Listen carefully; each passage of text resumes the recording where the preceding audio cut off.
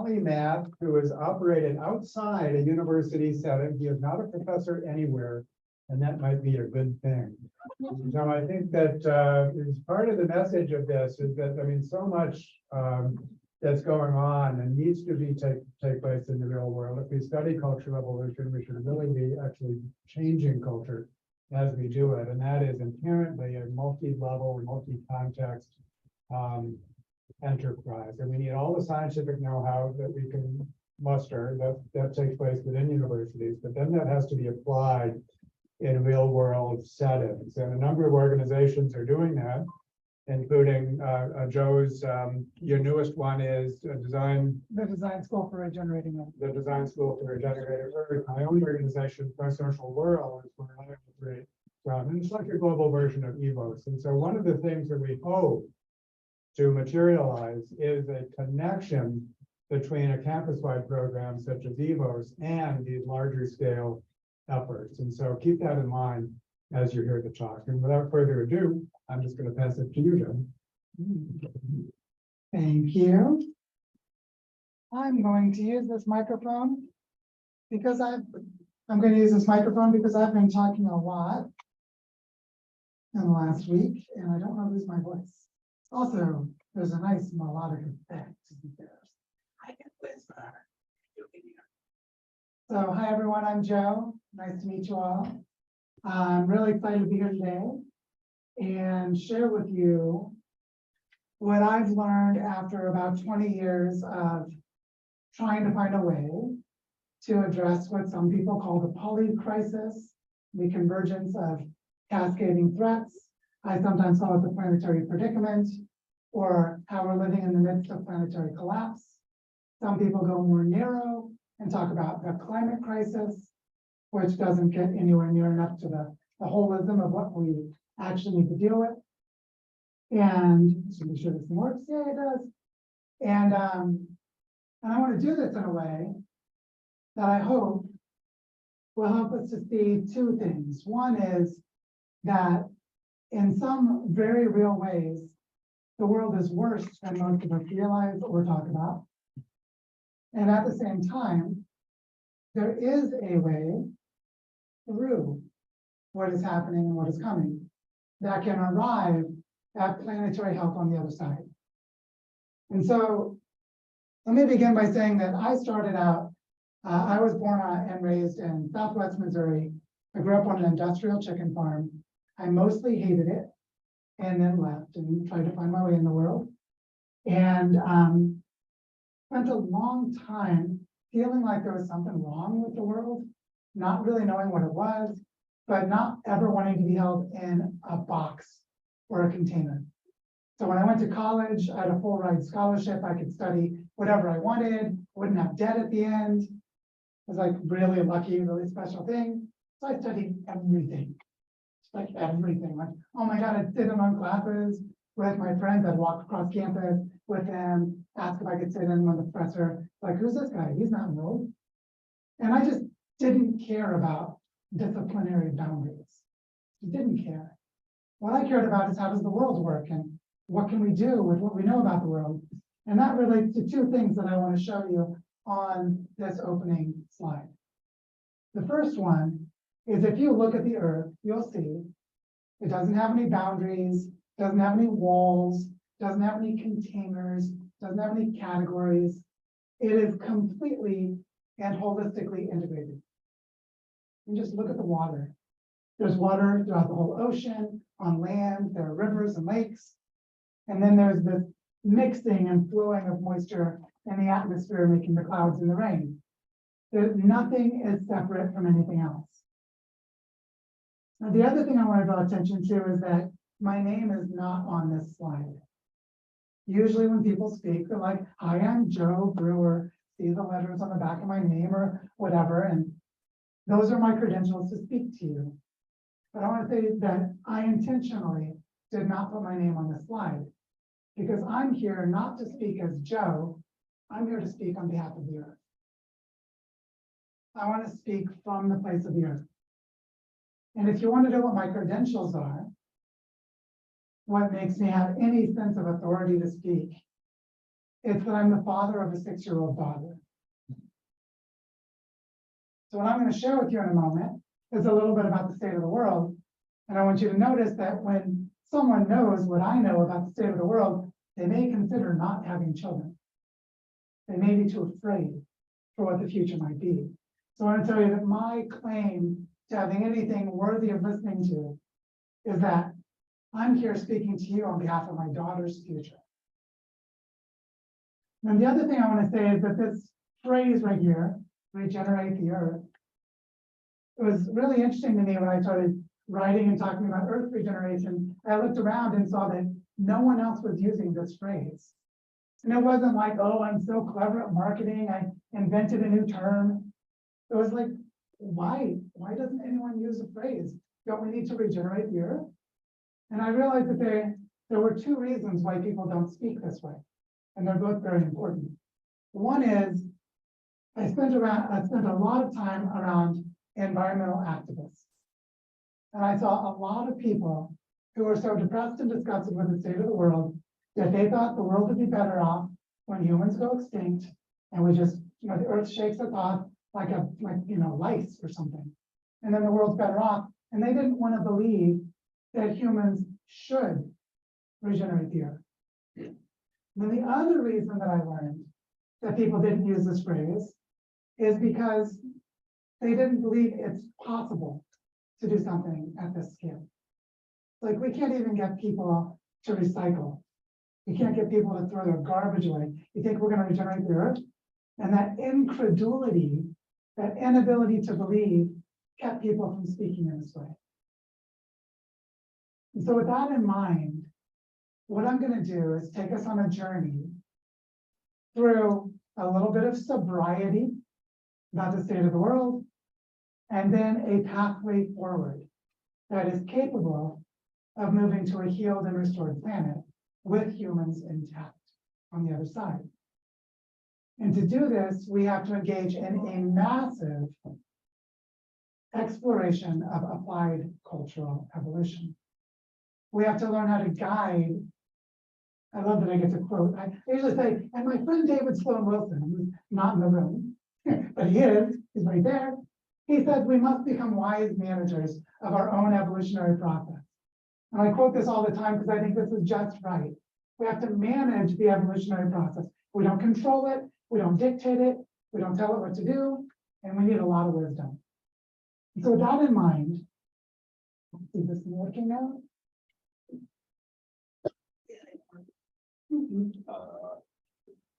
Should be. It's on. Okay. It's not. It was working before, wasn't it? Yeah, I mean, it's not like I can push the button. That's not working. It's not even advancing the slides. No, I can do it without slides if we have to. no. We'll try again. Right now. Yeah, perfect. Okay, so I want to start by telling you this, that I spent some time traveling around the world looking at lots of regenerative projects like a permaculture center or a regenerative farm, a reforestation project. And I noticed that every one of them, without exception, took place on a plot of land, which means that there was a boundary to the edge of the project. So someone might have this amazing 10-acre project where they're restoring the health of the water and the soils, and they're growing lots of food, but it's bounded by the plot of land. But if you notice, every plot of land is embedded within a larger web of ecological connections. So maybe someone has this amazing permaculture project, but upstream from them, someone is dumping pollutants into the river that then flow across their land. There are ecological connections that come into and that leave from their land. And it's so much work to build one of these projects that the people doing the work don't have the capacity to work outside on these larger ecological connections. And those ecological connections are always embedded within a larger holistic landscape, like the entire watershed of a river or an entire mountain range or a regional climate system. There's a larger holistic landscape and their plot of land is within it. But then those holistic landscapes are always nested within planetary processes. When I realized that there were all these different levels, and that no one was able to get to the planetary scale, it became apparent to me that it wasn't about doing it at any one level. What actually matters is to understand the interactions between the levels. And if we can understand the interactions between the levels, then we might find our way to a systemic pathway into the holistic health of each part all the way up to the whole.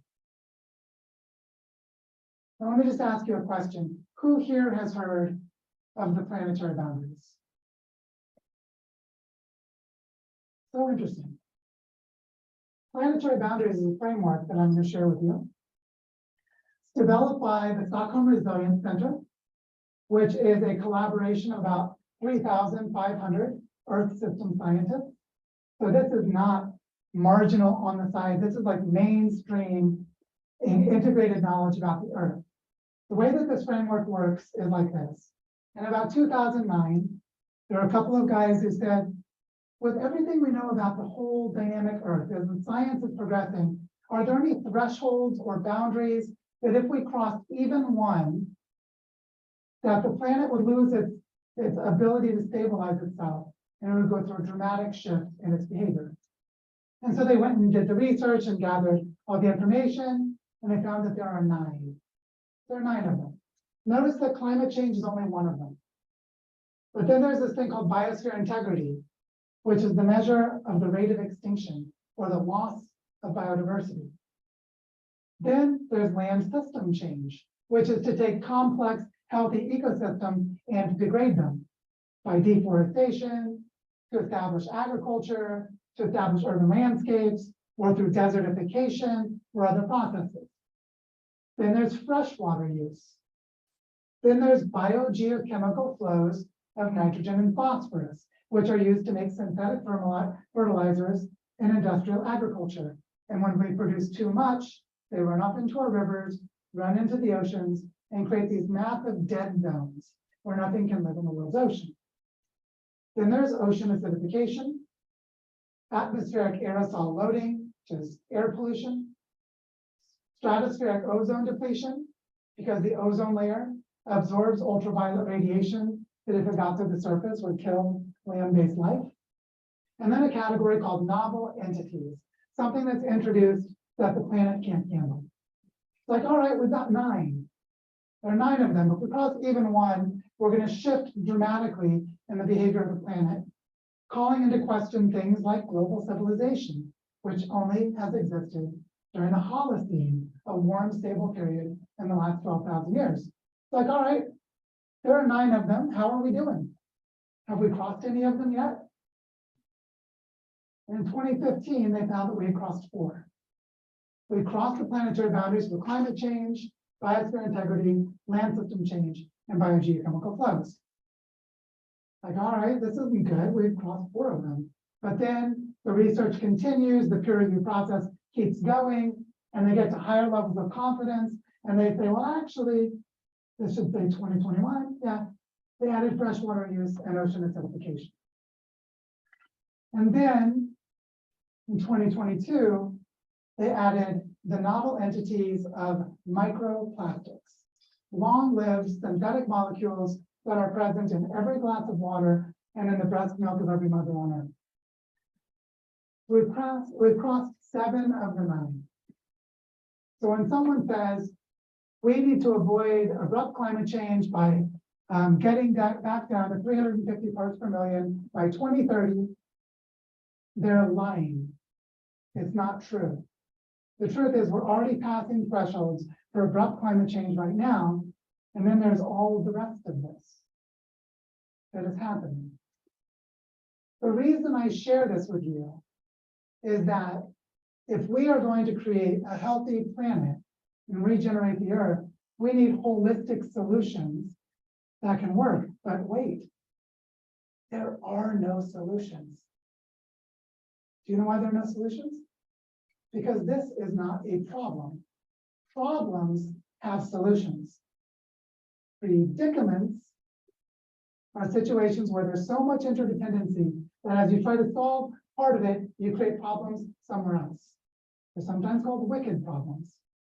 Those interdependencies are what matters. We have a planetary predicament, which means if we try to create an idealized solution, we will cause undesired consequences somewhere else in the system. And so we have to understand the behavior of the whole Earth and how the Earth works to be able to navigate through this predicament with real suffering and real loss to get to the other side. To show you what I mean by this, I want to tell you a story of the interdependencies of the Earth. And it involves this area right here, this blue part of Africa. Sometimes we call it sub-Saharan Africa. It's technically called the Sahel Desert. And the Sahel Desert is a place that had a very big story last century.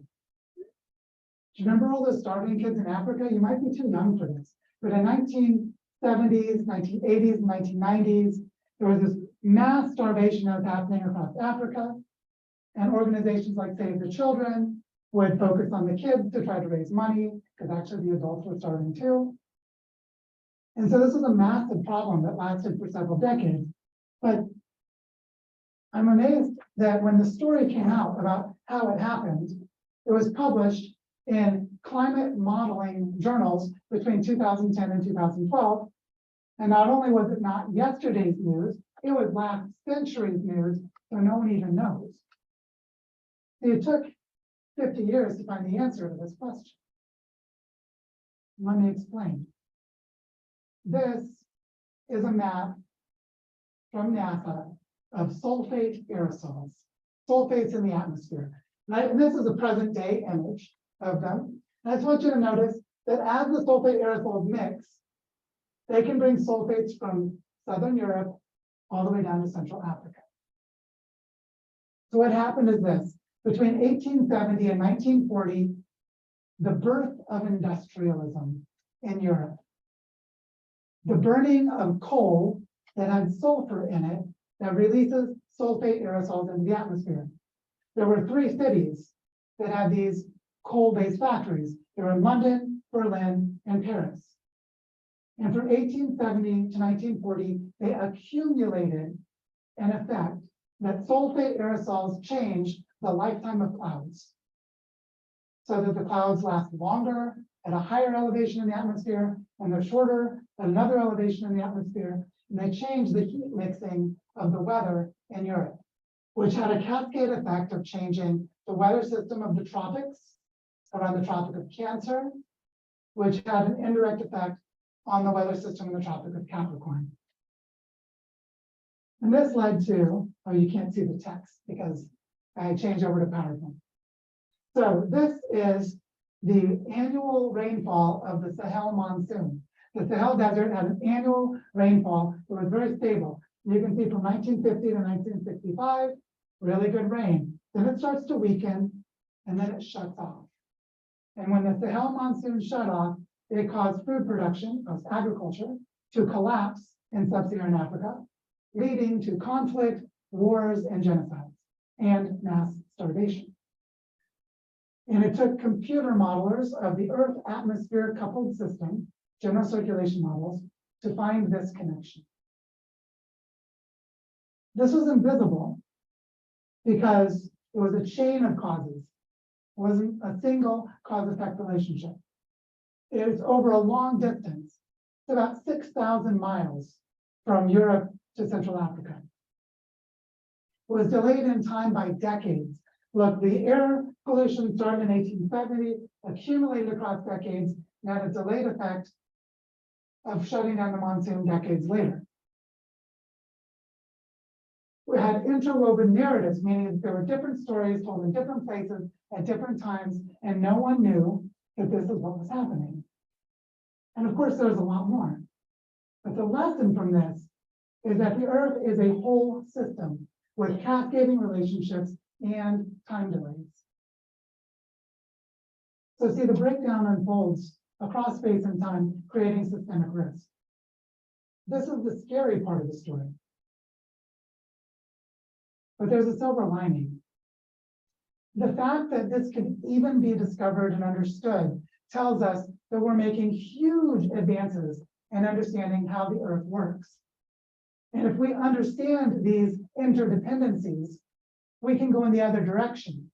We can start to build systemic resilience that leverages the interdependencies of the planet to restore health and well-being, connecting one place to another. And that's the beautiful secret hidden inside the scary message. To start to see how we regenerate the Earth, we need to remember something so obvious that it's a bit elusive and how significant it is. And that is that everything that happens on Earth happens somewhere. It always happens in a place, which means if you are in a place, such as Binghamton, New York, if you're in a place, you are part of the system and you are connected to the other parts of the system. So it helps to start by knowing where we are. There we are, right there. That's us, just south of Lake Ontario. And let's get a sense of what kind of context are we in this place. We're really close to the Great Lakes. Do you know how much water is in the Great Lakes?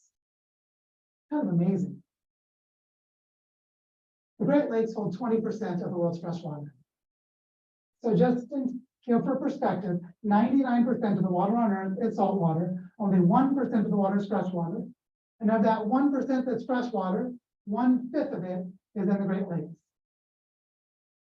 For comparison, this is the same amount of water as the entire Amazon rainforest. The amount of water spread across half a continent is in these Great Lakes.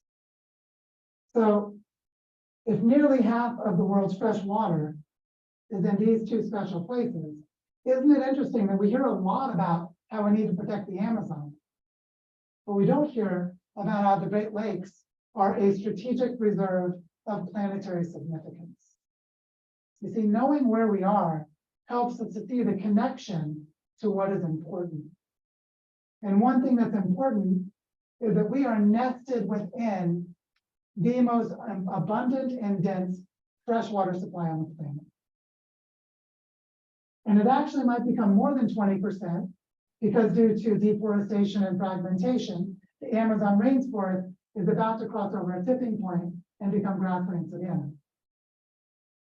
And if that happens, which is looking likely will cross that threshold in the next 2 or 3 years, it could turn out that 30% of the world's freshwater is in the Great Lakes because this has dried out. So we need to look at these interdependencies and see how the Earth works to understand how to take empowered and meaningful action. Because right now, most of us look at the big scary problems in the world, we don't even know how to begin. We don't know where it could make a difference. And so we need to know that it's always here, always in a place here. It's interesting to notice that every place has power to it. If you look at something as large as the African continent with 55 nation states, it's like huge. How would you ever regenerate it? Like, can't even imagine how big it is. But then if you look at it, at the way that water organizes itself across the land, you see that there are here maybe 400 rivers. So imagine if in every river, in every watershed, the people living in that watershed worked to restore the health and well-being of the entire watershed. And if every place that has a watershed was to do this, they could cover an entire continent. You see, the land organizes itself. And without water, there's no life. This is the circulatory system of a continent, bringing life. And we can work with this incredible intelligence by organizing ourselves around watersheds. This is where I live. This is a map, a topographic map of Colombia. This is the northern Andes. And right here is a mountain range. here's a mountain range, there's another one going this way. And they make a little triangle. Inside that triangle is 500,000 hectares of land, about 1 million acres, that defines a well-defined regional climate system and a unique ecosystem called the High Andes Tropical Dry Forest. And we are working to regenerate this entire landscape. We're working in a way that involves a lot of collaboration and guiding of cultural evolution. And it seems like a pretty big project, right? Like, how would you regenerate 1 million acres of land? So there's Barichara. This is where I live. This is the village of Barichara. Here in the foreground is one of the community reforestation projects. So we are planting trees and growing forest here. Just want you to see that it's a really beautiful place. The earth is filled with beautiful places. And what we're doing is we're working to create a design school that can heal the entire landscape at that holistic landscape scale. And so this graph, this is a satellite image. You can see some of the deforestation. And each of these locations is the place of an existing regenerative project in the community that people are working on different things like, you know, this over here is a regenerative farm. This is a community theater that teaches children nature connection and indigenous wisdom through theater. Over here is a reforestation project. Down here is a community garden for food security. There are different projects that were already spread out across the landscape, but they weren't connected to each other. And so we're creating a design school that brings them all together. Agreement for June 1st. Yeah, that's when it starts. That's, Dude, I'm so that I needed summer housing. that's when all. You should come here, children. And the way I would that we're love doing to, bro. this- You could. Dude, we could just live. The way that we're helping to build this pattern of relationships across the land is that we're recognizing that there are patterns at the territorial scale. And these are just 4 of the patterns that we're working with to give you a sense of how it works. One of them is the restoration of entire watersheds. So that we coordinate around things like creating water councils, member-owned aqueducts for managing water,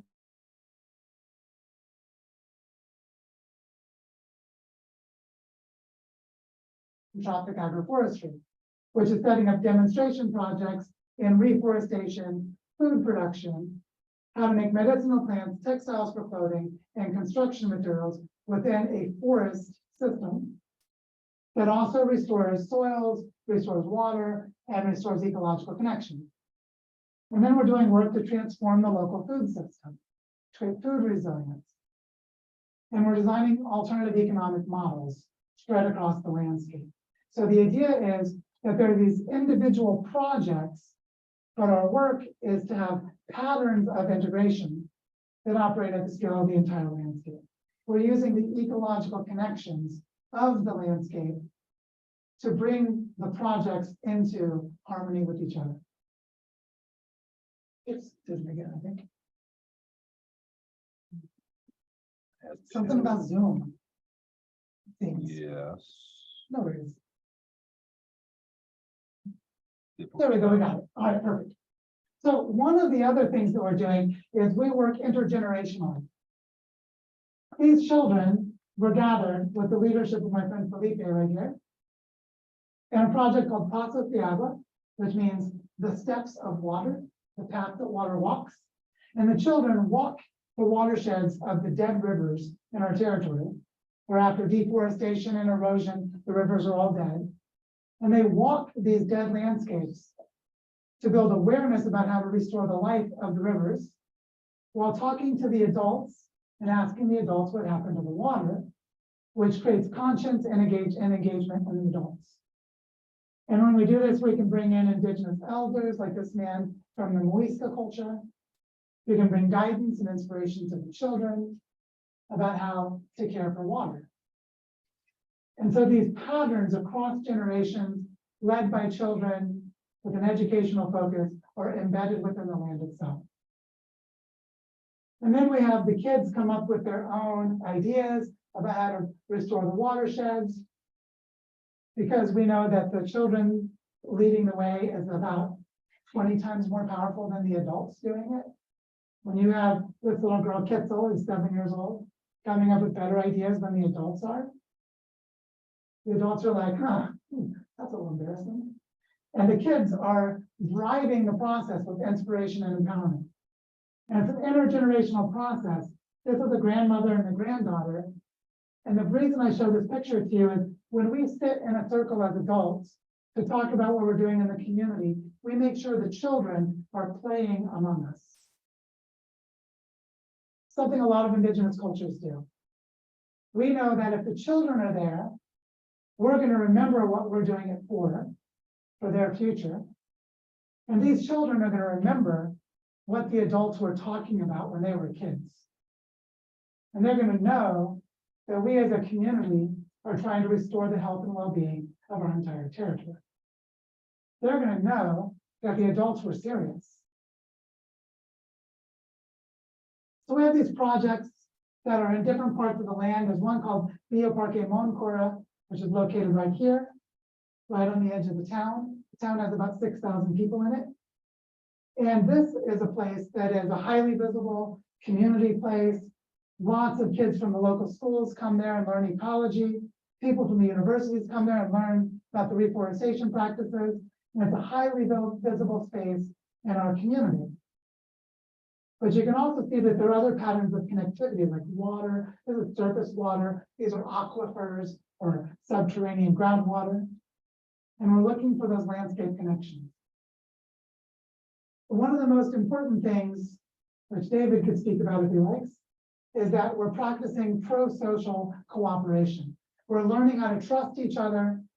And this is a landscape with a 500-year history of colonial violence and destruction. And so the restoration of trust and cooperation is like fundamental frontline work.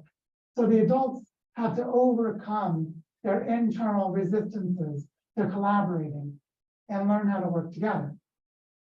And many of the adults were traumatized in their youth by the violence that existed in Colombia, which brings forth an interesting question. What if the children were never traumatized in the first place? This is my daughter, Elise. You can see she's a creative, expressive one. She's 6 years old. She's planting a cactus in our food forest.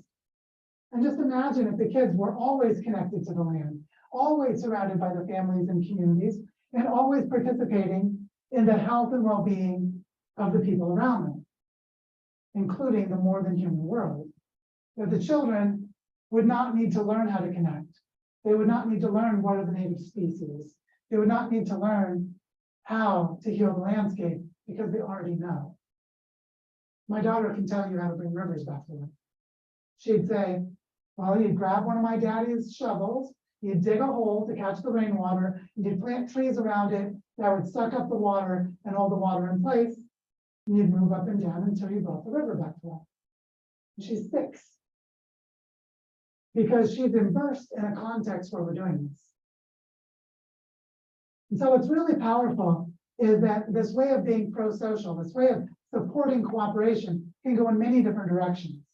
In this image, what's happening is the younger kids are on the left, older kids are on the right, and the younger kids are bringing a gift to the older kids to empower the older kids to learn how to restore a watershed. And the older kids who feel responsible, who feel inspired and supported by the younger kids, are more empowered to take bold actions. See, this way of teaching and learning is in every direction. From the little kids to the big kids, the kids to the adults to the kids, the adults to each other, all around. This culture of learning is the engine of the whole process. And this brings me to one of the most important concepts I want to talk about today, the concept of a bioregion. The word bioregion is short for biological region. So a bioregion is the geographic range in which an entire population of a species can exist. It's the entire context for the life system of the organism. So if you take the example of starfish, starfish have a biological region, which is the intertidal zone. They live on a coastline, and between the low water and the high water of the tides rising and falling defines the geography of their existence. And so the word bioregion is to say the whole life system of this population is contained within that landscape. If you take a starfish, you'll see that all of the food that it needs, its habitat, its ability to reproduce is within the intertidal zone. So this idea of a bioregion is a way of understanding the whole life system of an organism. And it's not that hard to define for a starfish. But because humans are biological organisms, we're animals, or mammals, or primates, we should have a biological region too. We should have a bioregion. We should have a geography that can create a holistic life system for human culture and human economy. It might be a little bit more complex and nuanced than that of a starfish, but we should be able to figure it out. And so if we were to organize ourselves into our bioregions and figure out what those are, we can see that each bioregion is a whole system, a whole life context. It's a model to tell us how to live sustainably, because everything within the life system enables the life to flourish and be well, which means each bioregion is a model for its own regeneration. And if we were to create a planetary network of these bioregions, they could engage in learning exchanges with each other. And they can share how they learn to thrive in their context, which might be different from our own. You see, what needs to happen is we need to recreate the conditions for living locally in terms of material flows, integrated life systems, and thriving of families. Integrated life systems means humans with the rest of nature. And so if you look at this map, this is a map of ecozones or ecotypes, which means that there's each color represents a particular kind of soil, or a particular kind of local climate, particular kind of ecosystem. What this tells us is that every place on Earth has a type of ecology that human culture can integrate itself into. And we should expect there to be a diversity of cultures across the planet in the different kinds of landscapes. Back in 1972, there was a really important study conducted by a group of computer scientists at MIT. This study was called Limits to Growth. They did a computer simulation of the material flows of the global economy. And while they were not forecasting the future, when they invented a scenario called business as usual, you might have heard that phrase, business as usual was invented for the Limits to Growth study. The business as usual scenario leads to exactly the collapse patterns we're seeing in the world right now, and has tracked reality with disturbing accuracy for 50 years. After that study was finished, a group of researchers and scholars from a network of universities, they were called the Balaton Group, they spent 10 years discussing how could we create sustainability at a planetary scale within the limits that exist. And they came out with this. One of the members, Vernon Rutten, who was an agroeconomist or an agronomist, he said each agroeconomic region is so unique that the concept of transfer of technology is irrelevant. What's relevant is the transfer of the capacity to develop technology and institutions that are consistent with the cultural endowment and resource endowment of each region. Each place needs to create solutions appropriate to its place. And then Dana Meadows, who is the lead author of Limits to Growth, she literally wrote the textbook Systems Thinking. She said, out of the 10 years of discussion came a vision of a number of centers where information and models about resources and the environment are housed. There need to be many of these centers all over the world, each one responsible for a distinct bioregion. So basically, they said that in 1983, 40 years ago, that the way to create planetary sustainability is to organize our bioregions into local living economies and create learning ecosystems within them to maintain the health and well-being of each bioregion. And they said this 40 years ago. Notice how different this is from saying to put solar panels on your roof or to swap out your internal combustion engine with an electric battery that's mined from mountaintops or the ocean floor. This is saying we have to re-envision and transform the human relationship to place if we want to achieve sustainability. So if you look at where we live in Barichara, these are some of the projects that are there. I know you can't read them. I just want you to see that there are a lot of them, and they're different from each other. Like Fundación Monte Chico teaches kids how to use native plants to make textiles and natural fibers. Then you have La Huerta Comunitaria, which is a community garden for food security and community resilience. Casa Común, which is a local exchange among producers of food and textiles to create a local community market based on solidarity. And Origen del Agua, which is degraded land that's being reforested to a native forest. If you look at this diversity of projects, you don't know how to make sense of them. How do they relate to each other? How could they interact? What are their synergies? But if you look at them on a map in the real landscape, you start to see that there are patterns of water, movements of ecological connection, migration patterns of animals, things that tell us how to organize the projects into the whole system of the landscape as a whole. And so when we do a project like this one, that's at least when she was 5. This is a demonstration site in syntropic agroforestry.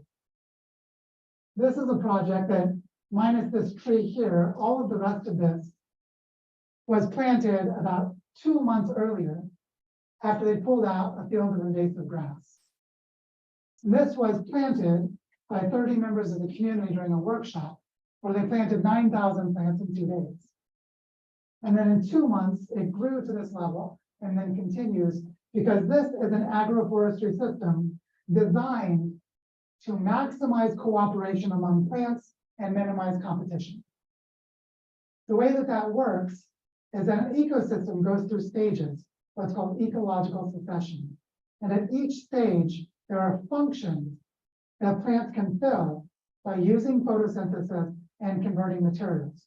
You have some plants that provide ground cover, some that fix nitrogen in the soil, some that grow up taller and create protection against the wind. And if you know those functions, you select plants that will arrive to that function at each stage of ecological succession, and you maximize cooperation in the agroforestry system. So it's syntropic agroforestry. This is another project that uses the same principles. This one's also 2 months old. And the purpose of this system is continual food production, where they selected plants that would produce food after 30 days, something else after 90 days, something else after 6 months, something like nuts and fruits that might take 5 years. So that this is a continually producing food system using the cooperation of the different kinds of plants. I want you to see this because this kind of agroforestry says that you plant everything densely together and encourage interactions that create synergy and cooperation. And when you do this, you create an upward cycle of regeneration, producing more health and vitality as the system grows. But it does something else. If we put all the plants densely together, then when we come together in the community to work on the agroforestry system, it brings the humans close together. And the same principle applies. We learn how to cooperate with each other to grow a forest that produces textiles, medicine, food, and construction materials while restoring soils, providing habitat for pollinators and other benefits. And in the same process, we create community and relationships with each other. And then we can do things like right next to each other, the cactus plant that stores water so we don't have to irrigate. That'll release the water to it through its pores. Grows flowers to attract pollinators and provide food for birds. And plant it right next to native cotton, which is a textile for making clothing. And they can grow together in the same system. So this way of thinking is, this is an advanced technology system, but the technology is the knowledge of ecology, the knowledge of the plants, and the knowledge of how to encourage cooperation in the same system. And so, if we go back and think about those planetary interdependencies that created all of that systemic risk, we can say that we can create resilience as a nested process of regeneration. We can actually do things like plant plants right next to each other to create these harmonies in an agroforestry system. In a community, have our projects come together to interact as part of a landscape, and then we can go out to the landscape scale and we repeat and move up and down the levels of interaction of the whole planet. And so, wow, look at that. South America happens to be organized the way that Africa is. The water moves and organizes itself into watersheds. And as awesome as this project is in Barichara, Colombia, 500,000 hectares of land, it's right up there. We're creating an ecoversity there. Like, oh, that's a cool project, but it can't regenerate a continent. Continent's way too big. So what if other people organize their landscapes in the same way? Then we can regenerate an entire continent. So here we are. I think technically Binghamton is just outside of the drainage of the Great Lakes, of the Finger Lakes, because it's somewhere down here. But I'm showing this because we were staying in the Finger Lakes, so we may be on the chain. But I want you to see how this way of thinking works. And the Finger Lakes actually do a really good job of demonstrating it. So the Finger Lakes, these beautiful 11 parallel lakes, these were carved by ice sheets and glaciers over the span of about 2 million years. All the sand and silt from that grinding process blocked them up to the north, causing dams, enabling these deep valleys to become lakes. And here are these lakes that organize the landscape around the movement of water. And you can see it here. This is a map of the watershed, where you can see that drainage goes into the lakes, and then it actually drains out into Lake Ontario above. So you can see there's a natural connectivity from any local place in here to a larger nested system. And it's the ability to see that larger system that lets us coordinate for the health and well-being of the system as a whole. And that's how we can go from the Finger Lakes down here all the way to Lake Ontario, and then see that it's connected to larger systems like the Great Lakes. So we go up and down in levels. So we're thinking about the well-being at all levels at the same time, and working with each level in an appropriate way. And if we do that, let's say that we were down here in the Finger Lakes and we're doing regenerative work for all the water and the soils and the types of ecosystems there. Well, we could also collaborate with other bodies of water like Lake Erie or Lake Huron that are also connected through other pathways to Lake Ontario that the Finger Lakes are a part of. Meaning other people could be working in their own landscapes and we could create learning exchanges between them. So that each place is doing all the work locally, but also helping each other from one place to another. But we could also form partnerships with sister cities like Cleveland or Rochester or Toronto, because they're connected to the same system that's held in this movement of water. So we don't see them as isolated cities now. We see them as part of the same system, the same movement and flow of water. And this tells us how to cooperate, to work in harmony with the earth. And so if we were to start doing that, we would begin a process of regenerating and protecting the Great Lakes, 20% of the water supply for the world. And what's interesting about that is that the Great Lakes are up here, and look, North America is organized around water as well. And if you were to go across Lake Ontario, up to Lake Huron, over to Lake Superior, which the indigenous people did, by the way, they used canoes, engage in trade this way, but all the way over to the westernmost point of Lake Superior, do you know where you arrive? Duluth, Minnesota. Do you know what's in Duluth, Minnesota?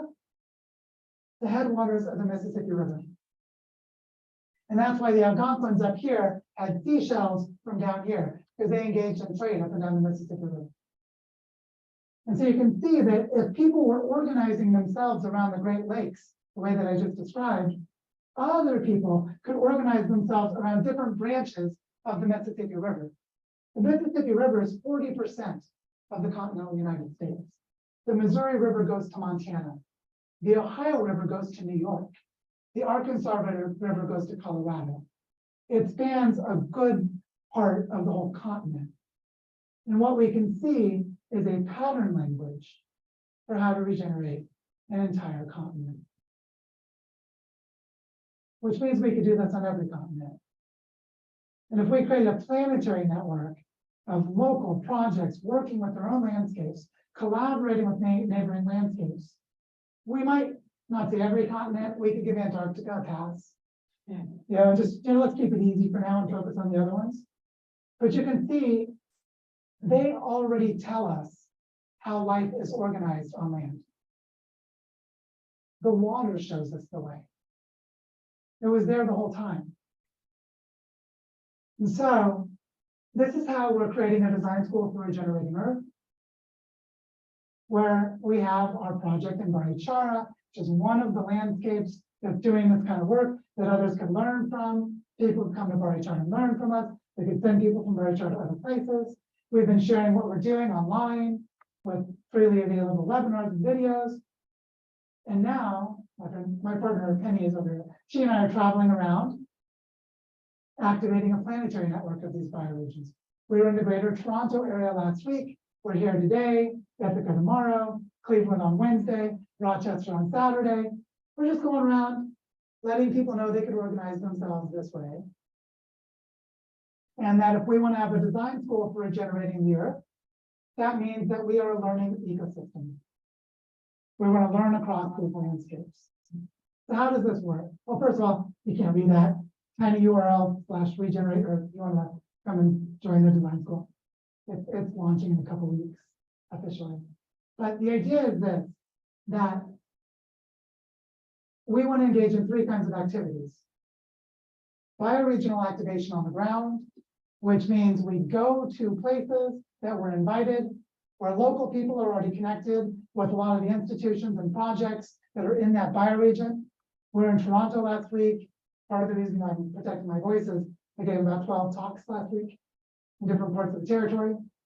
And we were activating a dialogue about how they could see themselves as a bioregion. And this activation of bioregions on the ground is how we learn what is in a place that is already part of this, but may not be well organized yet. And then connected with that, we have learning journeys on digital platform, which is online webinars and workshops to share ideas and learnings about how to do this at different levels and different scales, to learn about integrated landscape management, to learn about regenerative design, to learn about pro-social groups and other things, and connect them to the bioregional work on the ground. And then host design labs for real-world projects in the landscapes of this network of bioregions. So think about how different this is from normal schools, where you go and study things, and then you go and get a job, and you may not ever touch the ground. The idea here is to integrate the on-the-ground work in communities with the learning processes that can be distributed online, as well as in person, in the landscapes themselves. And so the way that we're envisioning this, again, is you look for the patterns of nature. The patterns of nature tell us how to organize. So if we're going to have these kinds of activities, we look for natural rhythms that humans can understand. One of those natural rhythms is that we can do the bioregional activations every 3 months. You know what happens every 3 months?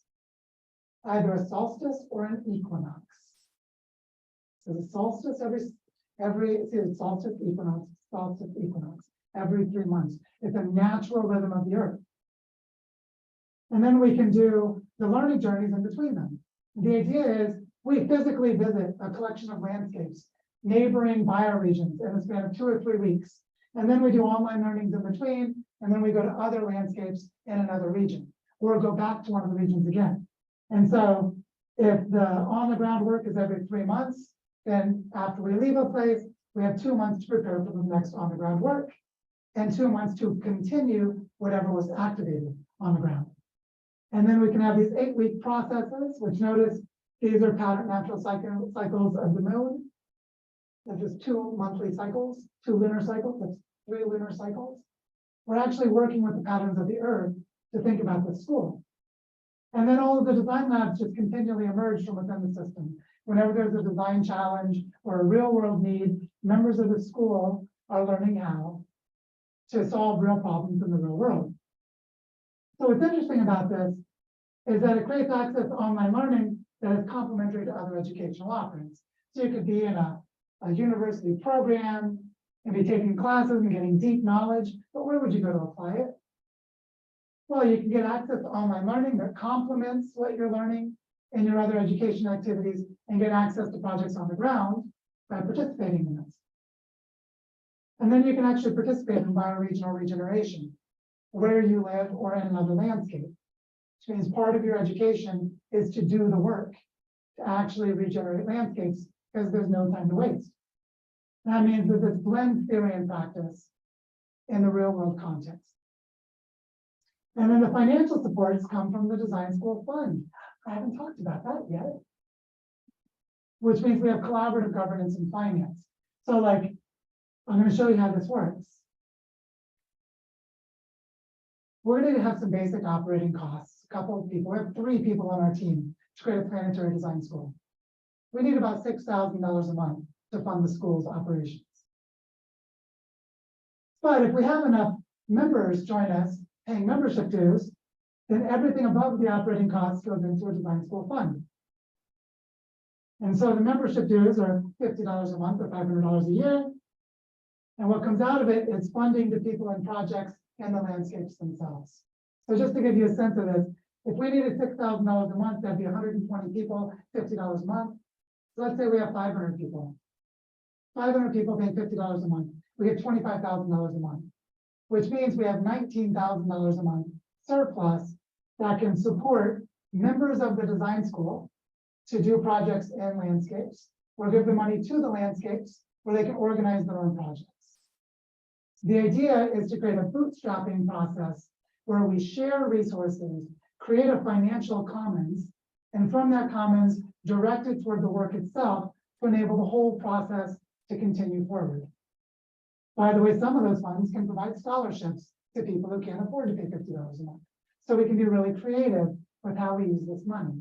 But I wanted you to see how a financial model can be in service to life, to support on the ground work and online learning while we're doing the regenerative work. And so as we do our tour of bioregional activation, you know, we're in Binghamton now, in Ithaca tomorrow, Cleveland on Wednesday. The question is there enough interest and commitment to join meetings and engage in conversation, or maybe as students to form a student group around this and start to organize the bioregion and then take it to the level of the Great Lakes? Because Penny and I are doing the work of getting everyone else talking in these other places. And so if you have some people here that want to talk, you know, you can join us this weekend in Rochester.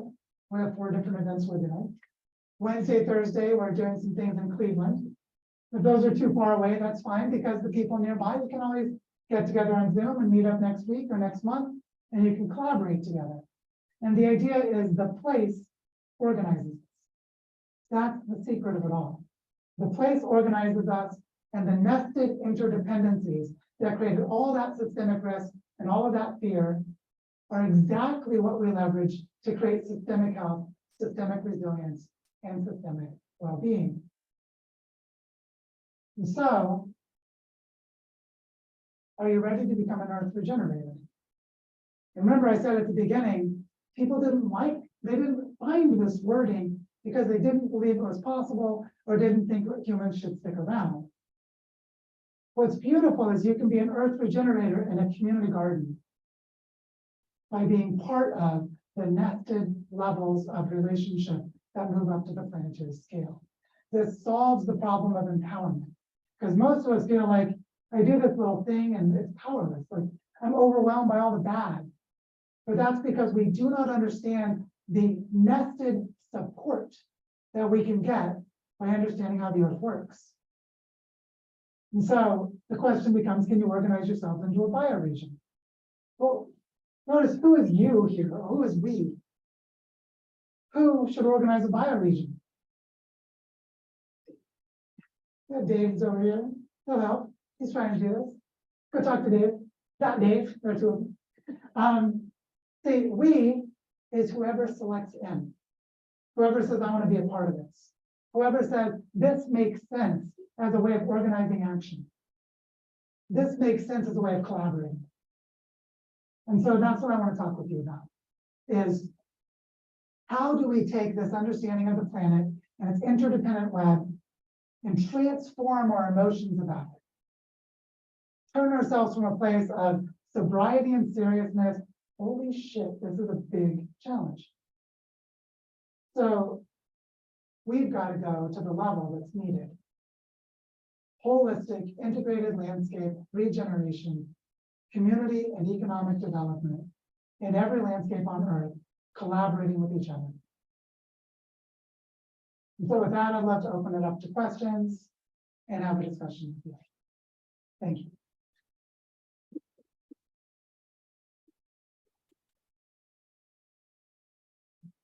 Let's take some from the Zoom. We're going to prioritize the people on Zoom first, because we're going to boot them out for the private student conversation in a little bit. There we go. Okay.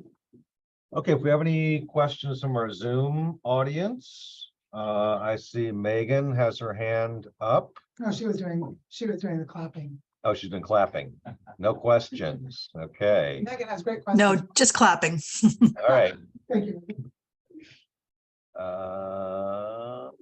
Let's see. Any other questions? Was there any questions in the chat?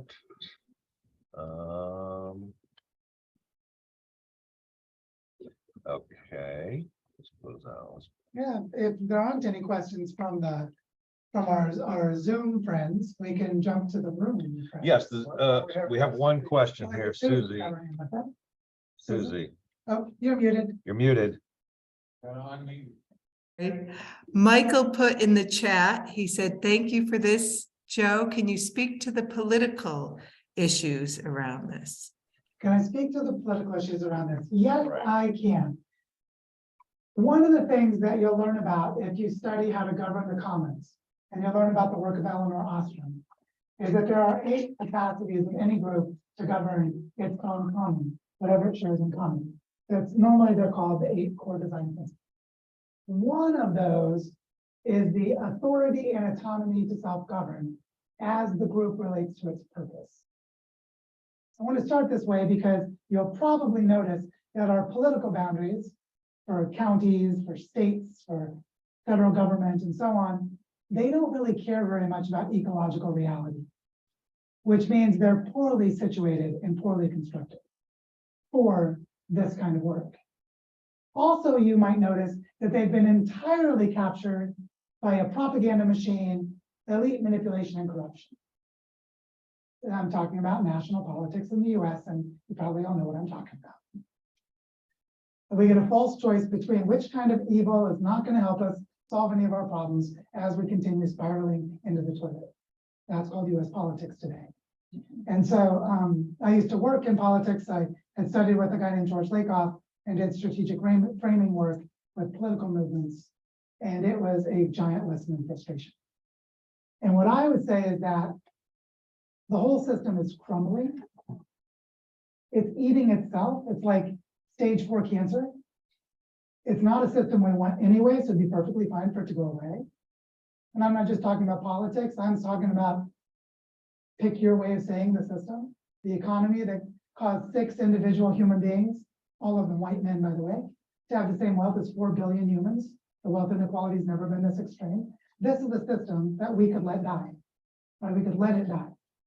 And then there are lots of ways to transform politics that involve recognizing that each person has sovereignty.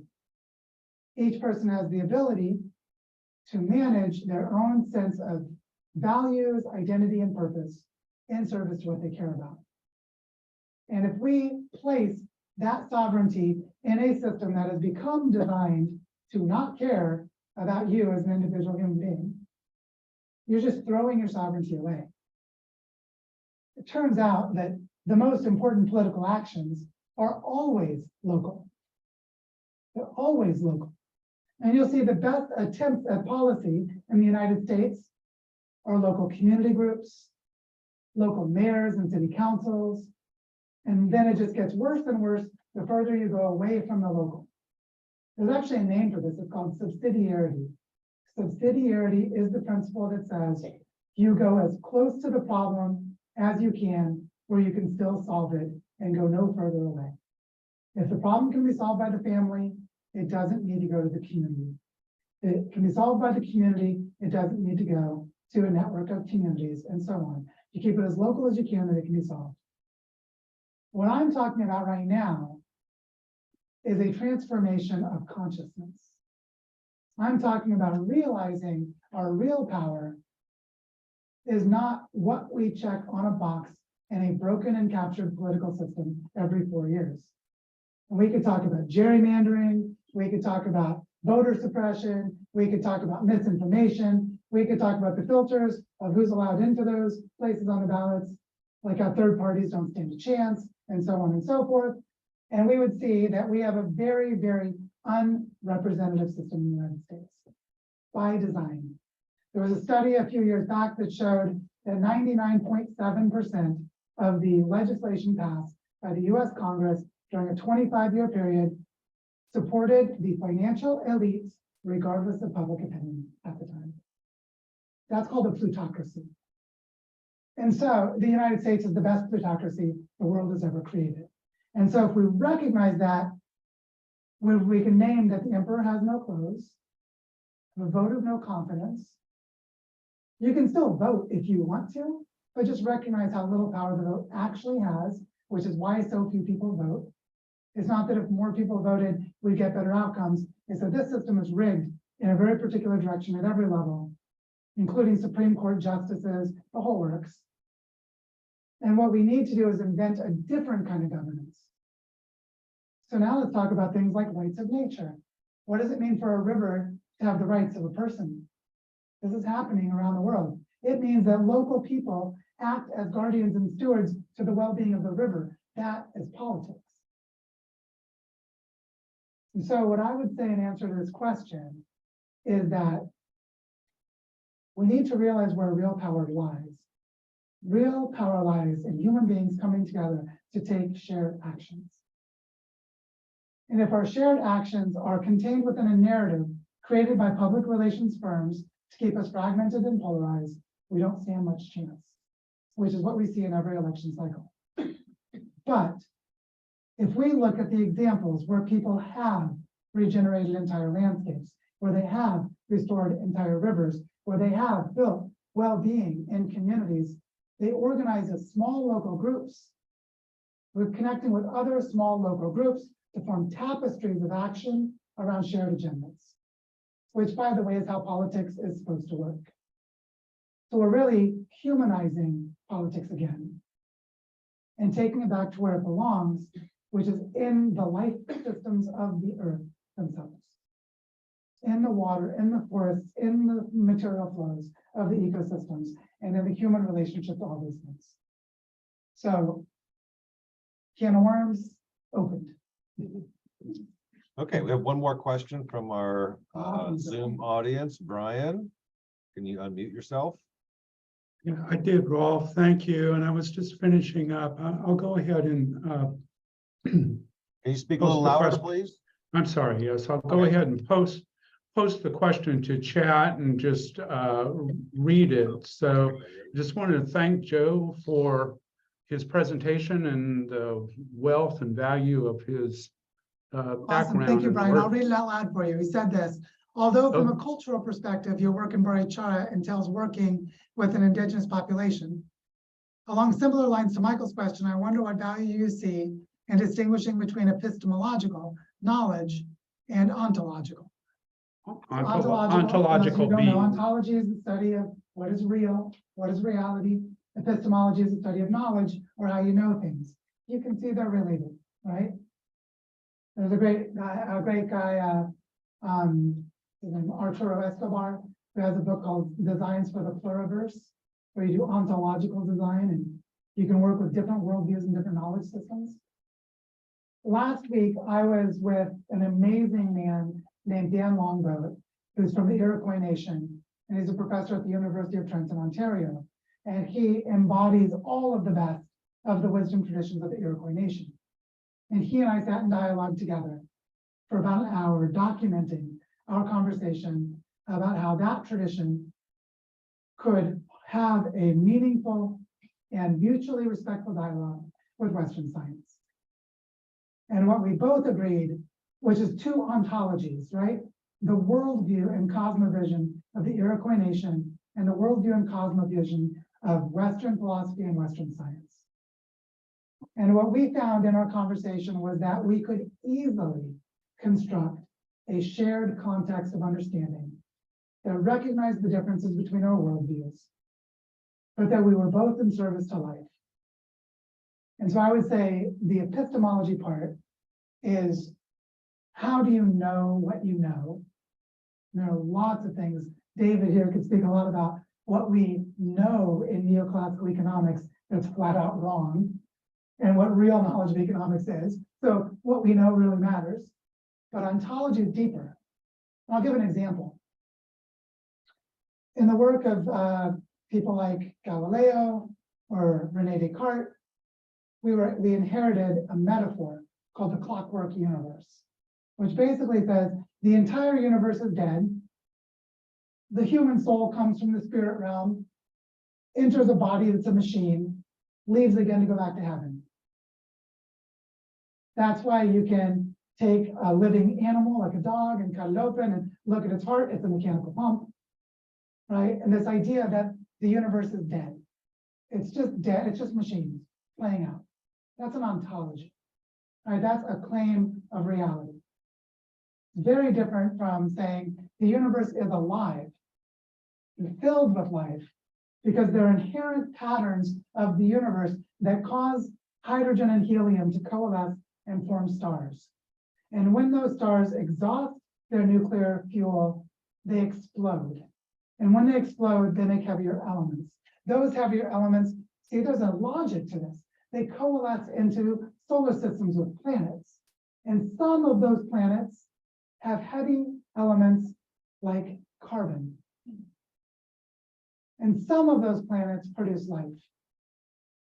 And some planets that produce life become living planets because the biosphere is integrated into the plate tectonics and the whole dynamic of the Earth. And we are on a living planet and a living universe. This is both scientifically accurate, it's an ontology, and it's consistent with indigenous worldviews.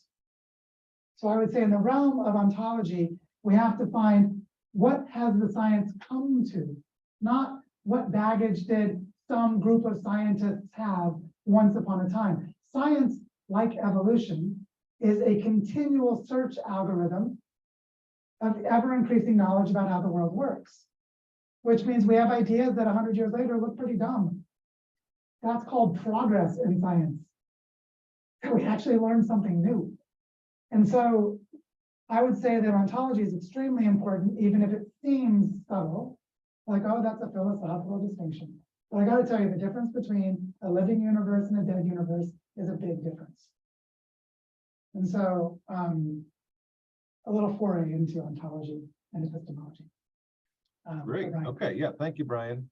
Okay. Why don't we go ahead and open up to some questions here on the floor. The Zoom audience can, of course, stay with us. I would ask you to keep your microphones muted while you're here. So that over here, and then like you talked about teaching younger kids about like the bioregion they live in. Do you have any plans that could integrate like bioregional regeneration at the design school? It's like the current structure of like US schools, like more like K-12 schools. Can you repeat the question? yeah, so the question he's asking is, he said, you commented on how in Barichara there were kids that were doing this regenerative work, this way of working. Are there ways that this could be brought into the K-12 US school system? The answer is an absolute yes. And it's mostly about school administrators and school teachers. And then from there, other members of the community. So for example, you might have a school that sets up a community garden and a composting project for its cafeteria. Well, that's already good environmental work, right? Well, to make it bioregional, you could connect those activities with the geography class, with the history class, where you learn about the place you're from. And then you can do field site visits, like go to local museums or go to local parks and go talk to park rangers or whomever knows, or invite a professor from the university or a parent who's knowledgeable and talk about the history of your place. And so that's what's beautiful about this approach to bioregionalism is bioregionalism isn't like a word. It's a way of seeing that we organize around land and place. And by organizing around land and place, the complexity is held by the landscape itself. And that allows us to see that all these different pieces, like how does this second grade classroom, you go to the level of something really concrete, how could the second grade classroom be bioregional? Like, well, how well do they connect to their own landscape, their own history, and their own future? I know that's not a hard question to ask, and you come up with lots of answers. So I would say the creativity of this is how to create community partnerships, how to design the curriculum, and how to engage whoever the people are that are leading the teaching to create this context for the kids. So yeah, absolutely. Over here, please. First, a comment. This is something that I learned a couple of years ago that absolutely blew my mind. The Earth has continents because there is life on it. The continents are made almost entirely out of oxidized silicon, aluminum, magnesium, and so forth, iron. Well, what's the commonality? Oxygen. Where did the oxygen come from? It was made by photosynthetic organisms that lived in the ocean. Yeah, There was a time when there were no continents on this planet. The continents exist now because of the photosynthetic production of oxygen of 3.5, 4 billion years ago. So that's a comment. I'm glad you're going to Ithaca. I lived in Ithaca from 1969 until last year. And one of the things to know about Ithaca is go down to Cuba Lake. It's cold down here. But look at that lake and know that 50 years ago, the people in Ithaca stopped the construction of a nuclear reactor on the east shore of that lake. We stopped it. If you drive through the city, notice that there are no overhead highways like there are in Syracuse. The reason there aren't is because the people of Ithaca stopped them from being constructed. We stopped the state of New York from constructing those things and destroying the city of Ithaca.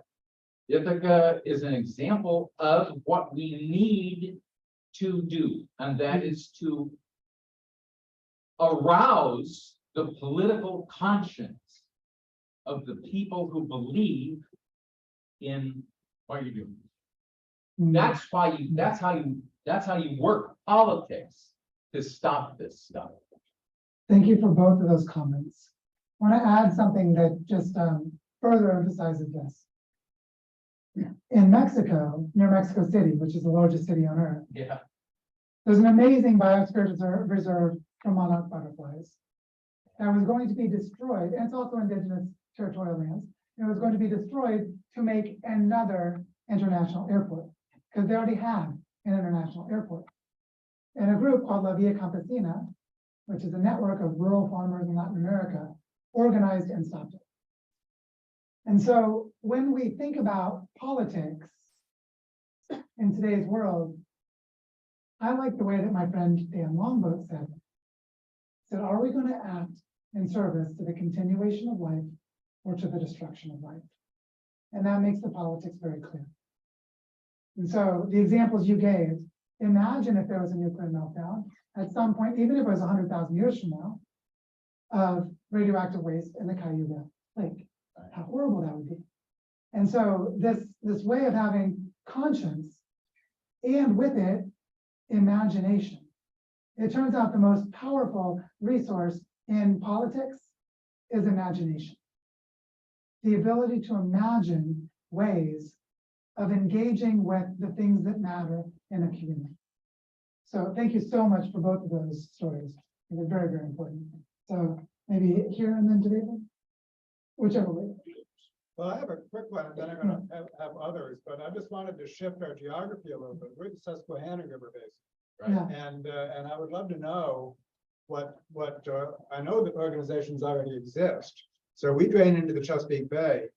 But that's just another river system. And so I'd just like to know, anyone in this room knows what's going on with the Susquehanna River basin. We can just locate ourselves geographically. Anyone know? First of all, it's the largest river system on the East Coast, Oh, yeah. by So- far. Yeah. So, but that's the network that we would be working with there. Right. And just FYI. So I wanted to make that. And then I have more questions. But did you have something like There's that? a lot of focus in a lot of our intro classes on learning about the water system specifically on campus, specifically about testing Sulfate, the Lake Lieberman, the drainage lake, and then Flower Creek, and then the wetland as a whole in the nature preserve and testing different levels, which usually depends on the properties of the wetland that's preserved to clean the water going from the water into the Susquehanna and all the drainage from the area. And so I like the campus itself as well, because of understanding how the water on campus moves, where the water on campus comes from, and how it gets cleaned and processed. Yes. So I feel like I understand how water moves on campus, but I don't know as much about it moves in Binghamton. Although there's labs I've done where we looked into it and like you can actually see which outputs are like violating thresholds of how they're doing it in different areas of the Susquehanna that are not safe for drinking, for fishing, etc. And that's kind of been an introbiology lab and it's Yeah, so you can really see how, because every place is a place, that campus is a place, and it's got ecological connections. And it's a fractal, meaning you just zoom up and down in the complexity depending on the moment. And it's all connected already. So I know that this gentleman down here had a question or comment. Say, if a farming company wanted to use this method of plant crops, would they have to shift certain crops that grow with each other, or they have to change those, or just say, oh, we work so we Well, the centropic agroforestry system itself is designed to have a lot of manual labor so that a human being is always maintaining it. You're continually pruning it to accelerate the cycling of biomass. So that system has that power and that constraint. There are other agroforestry systems and silvopasture systems and biodynamic farming systems with different strengths and weaknesses. So it really depends on the context of what kind of land is it, what kinds of production are they trying to do, and what are the management frameworks that make sense. I'm answering it that way because you see it's really good to know the variety of models. One thing I would say though, is that if you take an integrated landscape approach, you're no longer asking, what do I do on this plot of land? Instead, you zoom all the way out and say, what is the holistic landscape here?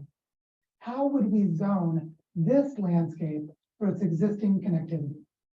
And then we might say, we shouldn't be farming here. This should be a conservation area. But this area over here would be perfectly fine for farming, but we should do something that's regenerative. And this area down here, this would be a good place to have a city, and it's all for human economic uses, and we can do zoning at the holistic scale. And then we can plan and design the food system the way we might design an integrated transit system into the land itself. So the lesson here is that on a single piece of land, it's hard to know what the right answer is. But you might have better options and not such good options, and you should always do better if you can. But when we go out to the scale of, nature is already integrated. It's humans who broke it if it's broken. How do we fix that is a design challenge for the landscape as a whole. And then we might also say, well, in this area, we want strict reforestation. Maybe it's for flood damage. Maybe it's for recharging aquifers. Maybe it's a biological corridor for wolves, whatever it is, right? But over here, we could have, maybe it's a great grassland pasture area, and we could imitate the movements of buffalo and do biodynamic farming. Or maybe we could do in that area agroforestry. We might do aquaponics and have fish and ponds and cycle the nutrients. And it all depends on what is appropriate to the landscape and how to create an economy within it. And it's just a really different way of thinking about economic development. One point just to add to that, It's always experimental. Mhm. So whatever you decide to do, we don't really know if it's gonna work, and there will be unforeseen consequences. And so therefore, it has to be designed, it's called adaptive management, so that you try stuff out, and then you look at the consequences, and you iterate that again and again and again. So that's what conscious evolution is. Yeah, so maybe back here and then back up, wait, you had something and then you had something. Yeah, did you still have something you want to share? No, okay, then, thank you. Or was it a follow-up? Okay, then follow up first. And then Yeah, it's just a very brief follow-up. One of the things that I have found useful and that I would recommend is whenever you're with a group of people, ask them, where's your water come from? Yay, Where do Peter, you get your water this is from? Peter Bird's classic People question. don't know. They have no idea.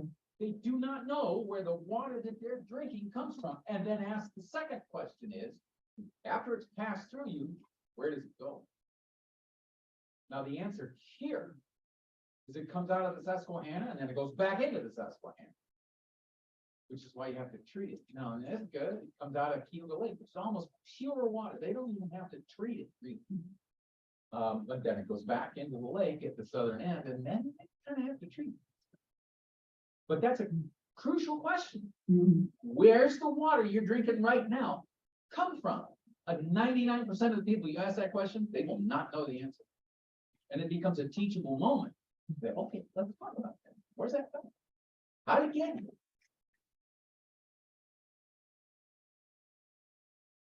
Say, since this solely work with only like indigenous plants, or can you incorporate other? Can you repeat the question? Yeah, so he's asking, does it only work with indigenous or native plants, or can you work with other plants in the system? I would say, first of all, we have a real problem right now. That native and invasive don't make much sense when there's so much compounding and accelerating change. It's just those categories were defined in a more stable, slower moving period. So that just makes it more messy. Just makes it more messy. Generally speaking, the co-evolutionary process of landscapes means native species interact with each other in mutually beneficial ways for the system as a whole, if there's the right balance in the system. But that may not always be the case, and it may stop being the case if there's a disruption, like change in weather patterns. And so the more important question becomes, what are the regenerative patterns of this place? What are the functions of ecology, including functions that the plants might be performing, that are going to help restore the regenerative patterns of this place? And what are the management implications? Because you might say, wow, there's this kind of grass they could put in. It grew really fast, but it's aggressive. We've got to stay on top of it. Is that worth the risk? And so, see, it's like, it's a management question in the context of the regenerative patterns, and then the choice of options. And so you might also notice, as David says, not only experimental, it is wrought with interdependencies, which means we have to have a humility about what we're dealing with. We're dealing with a larger life system that we're only a part of. And so we have to develop the right kind of relationship to that. And there's more to say about that, of course, but on the go back here. Thank you. Yeah. So I think people are moving around more and more these days for school or for work. Like most of us are probably only going to be there for a total of 2 to 6 years. So how much does that interfere with the bioregional approach that you're talking about, where you have to really understand your ecosystem? And so the question, for those who might not have heard, including those online, is because people move around so much, all the people here in this room, the college students, may only be here for 2 to 6 years. How would that disrupt this bioregional approach? I would say it disrupts it greatly.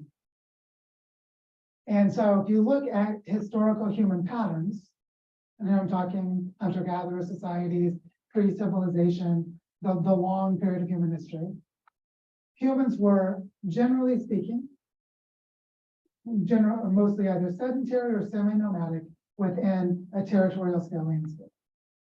And they could be semi-nomadic, as in they could have a summer home and a winter home. Like if it's in Colorado, you don't go up in the mountains in the winter, you go down to the plains. But they would be semi-nomadic within a territory. And so one of our challenges now is that the direction of our globalized economy is stacked against this at multiple levels simultaneously.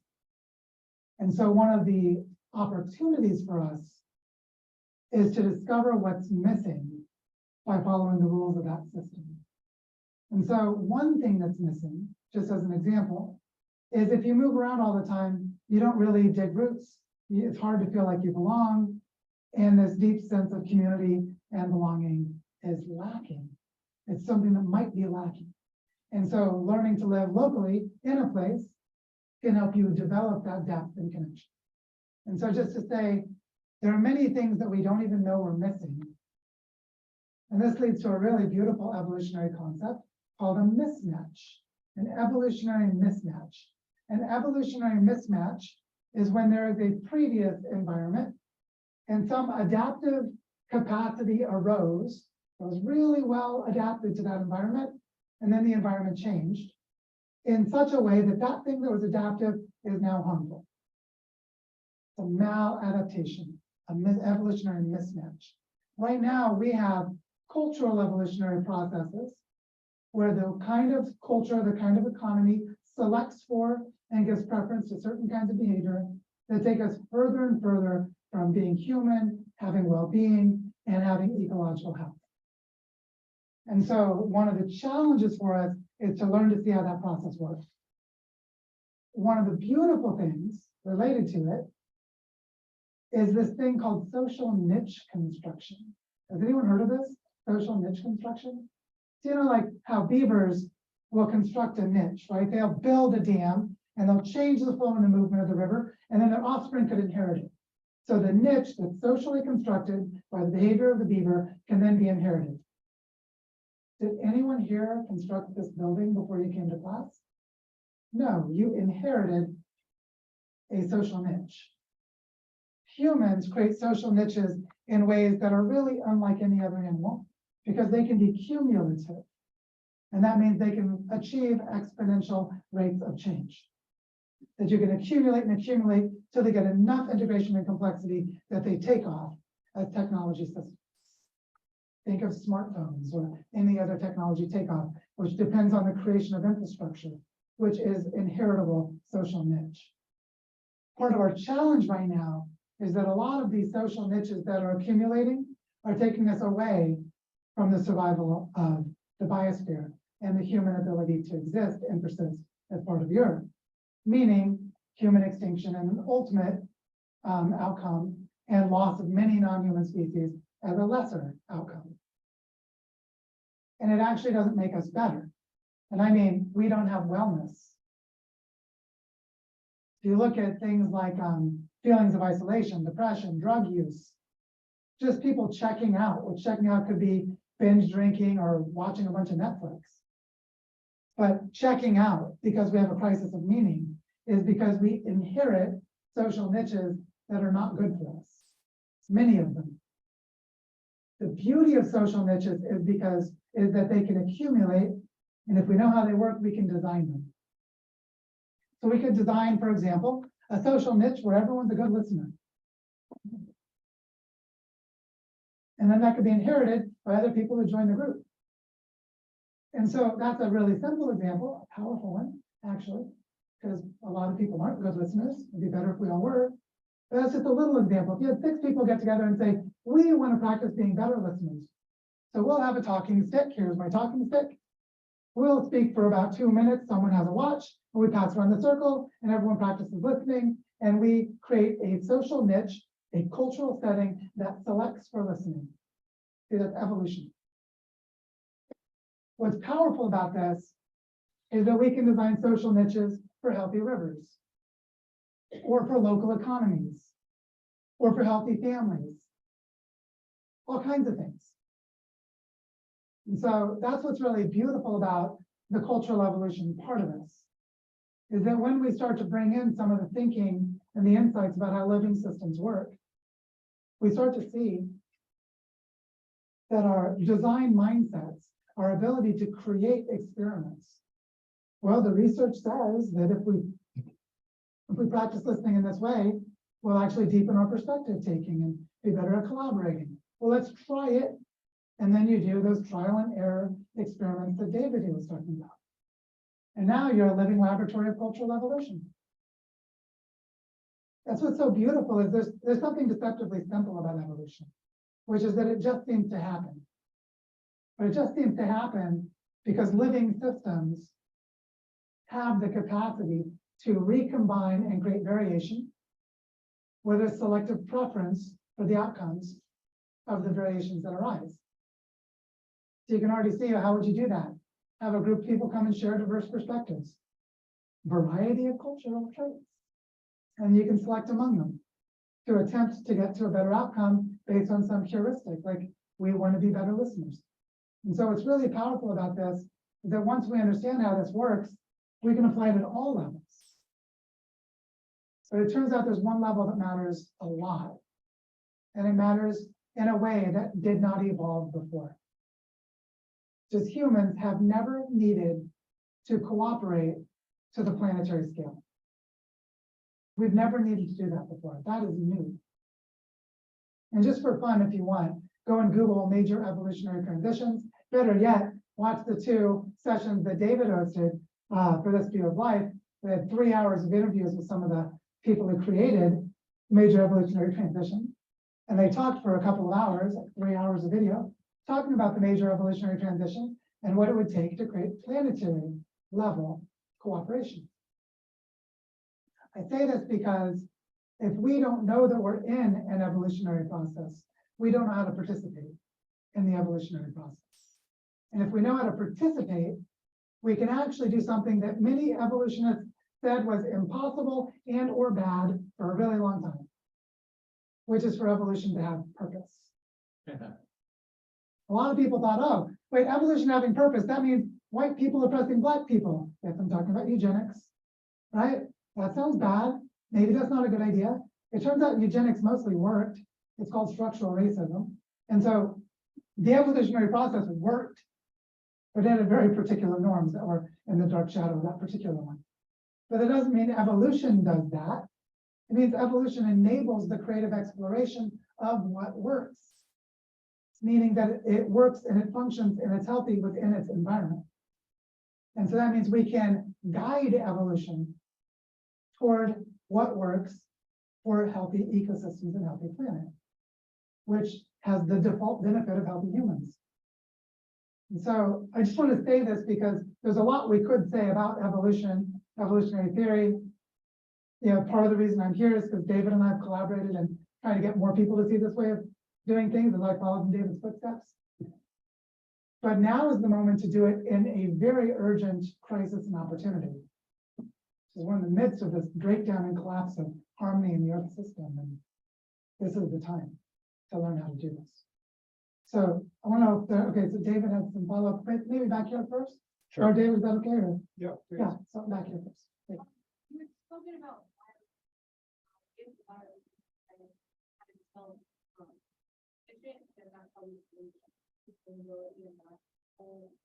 the map and all of that, and that made a lot of sense to me. But I'm having a bit of a difficult time in practice in more of those urban settings as opposed to.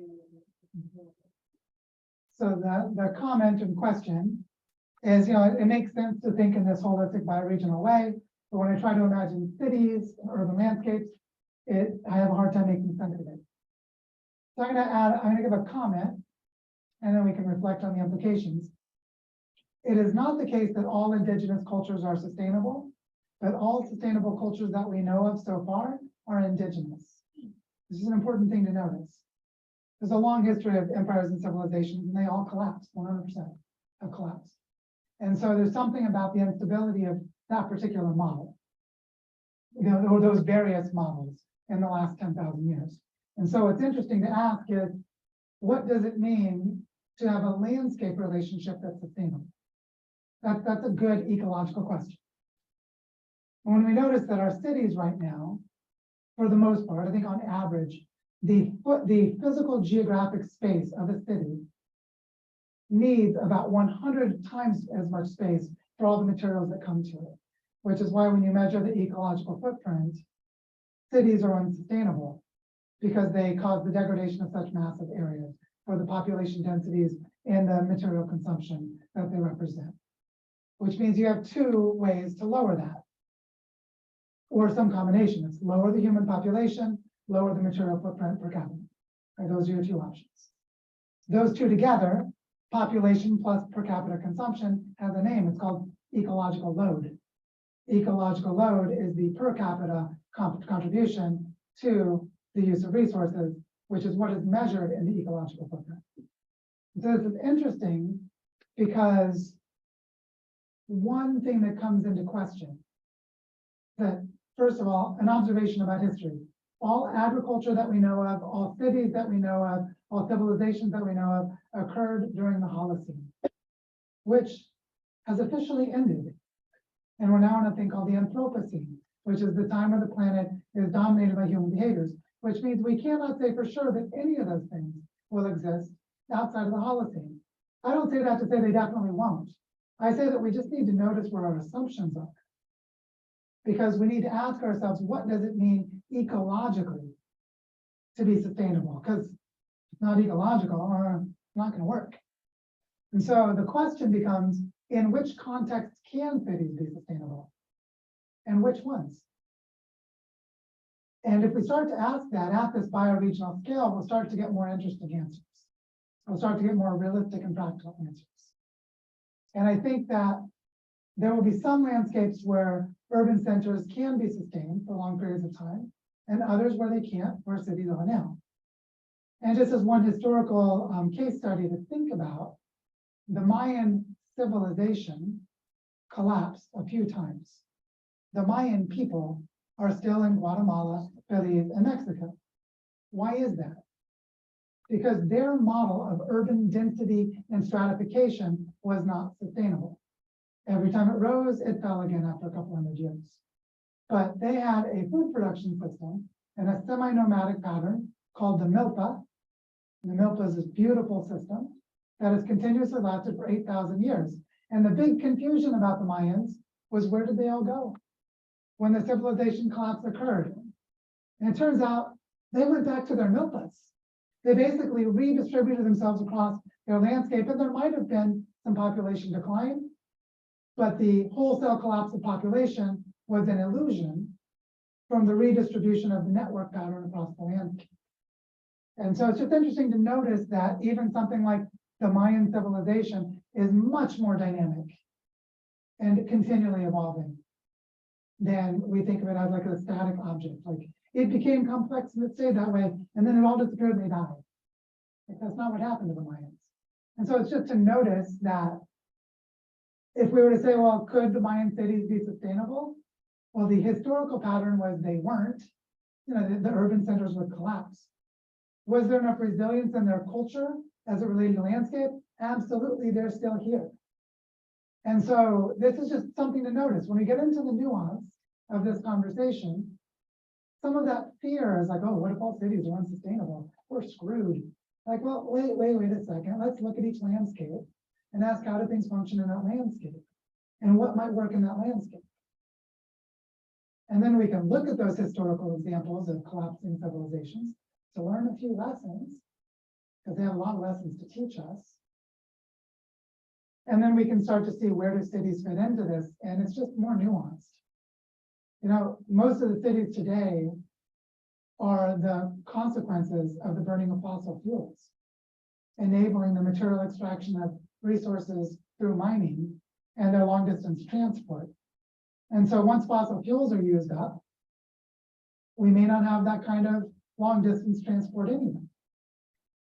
And so it's just important to notice these things, that the reality is much more complex and nuanced. And we have to stay in the complexity. We just have to stay in it. Keep asking the questions, keep thinking about it. And we'll get to more clarity as we search and as we learn. So David, back to you. Yeah.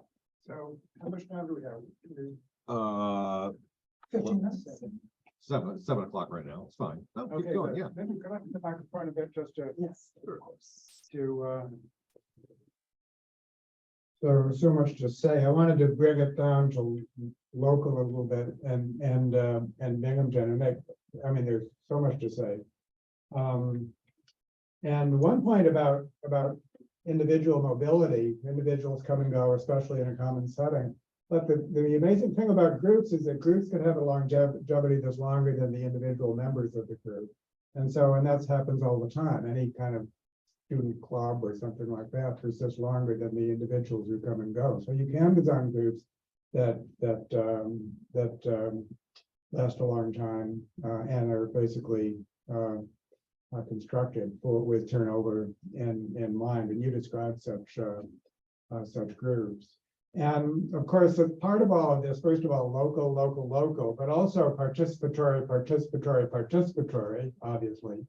But if you were actually to put that into action in any locality, including the city of Binghamton, and you were to go to any local context, and then actually work with the folks that are in that context, then you would need to learn from them what was most needed. And often I think what would be most needed would have to do with basic human needs that would be not directly related to rivers and environments and so on. Maybe it would, and maybe it wouldn't, but you'd have to actually find the limiting factors and then work on those limiting factors. And there's plenty that needs to be done to make any city, including the city of Binghamton, function better from that perspective. And a lot of the foci would end up being not exactly the environmental focus, that's the ultimate one. And I think tying it to that would be, super, absolutely, especially with children, to bring them out into nature and so on, would be just the way to do it. And we do have models. I mean, really good science is telling us how child development should take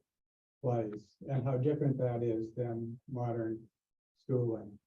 And I did want to give a little bit of a reality check about how easy it is to do this, and with respect to the question of how can we recreate what you did with younger children learning from older children and have this intergenerational thing, which is exactly what needs to be done, but might be very hard within the current schooling environment. And so therefore, if we're going to do it at all, we'll need to do it another way. And I wanted to single out just one project of many projects that could take place, but there's one in particular that's centered on the Ross Park and the Ross Park Zoo. So right here on the south side where I used to live, and the Binghamton City School District, and the Ross Park.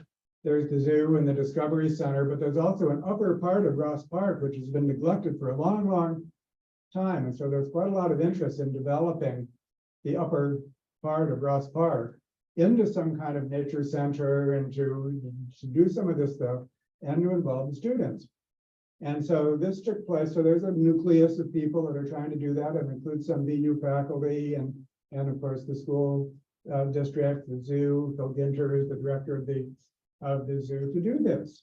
And so actually something took place last fall where they managed to get the 7th grade students to come out there for a day, and they organized activities for them and so on. And so it was fine, but oh man, I'm telling you, it was such hard work, and it was just like barely constrained chaos. All those kids got out there and oh my God, I mean, not much learning could take place. To make that inner age, to orchestrate that, so I'm sorry, it's not going to happen. I've got some nodding on the other heads. And if you look at the school system, I know the Binghamton school system, well, it's like many others, and oh my God, I mean, it is so far away from child development and education as it should be. So what do we do with that as a fact? Well, if we're going to do it, we have to do it another way, and maybe we have to work on the school. I mean, that's a long haul project, but in the short term sense, we have to figure out another way to do it. We have to be that flexible so we could, when we find an obstacle like that, which is like an immovable object for the short term, then we have to be flexible enough to find another way to do and have some kind of North Star in order to do it. And so this kind of engaged, conscious evolution, no matter what the focus is, whether it's an environmental focus or an equity focus or whatever it is, as long as it involves doing things, it's a prolonged process, an ongoing process in which the groups, the individuals are going to come and go. So there has to be a structure for this that is designed knowing that individuals will come and go. And so all of this is possible. And the infrastructure is here. We have EvoS, we have the Center for Civic Engagement, we have the Environmental Studies Program. I mean, at least in terms of potential, a university has just amazing potential with its faculty and its students and its programs and its courses and so on, to actually make this happen and actually cause change in the real world, but that niche construction that you're talking about is needed. And so at this current moment, like, we've got a lot of latent potential, which is not activated. And I've been doing this for 20 years in Binghamton. And so I think the potential is there. And I would hope that on the basis of Joe's visit and EvoS and so on, that actually we could reach a new octave or a plateau, and some new things can happen so that we could actually begin to make more progress, move beyond our current level. And we have Joe's organization, we have my organization, we have EvoS, we have other programs here. And so I think that a little bit of conscious evolution is what we're after, and exactly what that'll take will be some people stepping forward, and students are the real agents here. And so and then to have some kind of framework for ongoing meeting. There, hard, not hard, and then we can see where it goes. So I think that that's what I was hoping for with Joe's visit. And I mean, it's a very, very grand vision here. And I think that there's many ways that it could be implemented locally. And so the next step is for some people to step forward. Norwegians have a word for it, and I can't pronounce that word, but the translation is fiery soul. Fiery souls, people that just basically, they just really want to do something. And then they make sure that it happens. So anyhow, I think that I want to thank you, Joe, and Rolf, and the EvoS program, and all of you here. And David Curry, a member of the community, who's been trying to do this for a long, long time. Definitely fiery soul over here. You don't look like the parts, but you are. So anyhow, good. And I don't know if that's the final word, but if there's any more questions, that would be fine. Sure. No, thank you, David. Any more questions for Joe while he's here? Yes. Okay. So with basically everything you said, well, for one, would say that what you're doing is actually a really great thing, and not just because of how it just helps the plants. I guess you have this hope that can be changed. It might not be like a scientific question, more of a philosophical and moral question, but it's still giving you hope with doing this project and making it like a global thing. So what is giving me hope? Right. It's really simple. I knew what was happening to the world, and I chose to have a child. And now I have a 6-year-old daughter. You saw her, she's beautiful. Like so many children, like all children. And for me, the hope is actually not hope. I had to struggle for a long time between despair and hope, until I realized I didn't actually need either of them. It was just an acceptance and a letting go. What I realized was that I believe in life. I want to participate in life. And it feels good to bring things to life. And so I don't need hope. Sometimes when I'm in the worst despair, that's when I go and dig a water retention pond. And I work out my emotions with a pickaxe and a shovel, and I shape the land to receive water. And then when I sit there later, and I see where I'm going to plant the trees, I somehow feel better. I say this because if we depend on feeling good, and I know that's not what you're saying, but I want to be really careful. If we depend on feeling good to do what is good for us, we probably won't get there.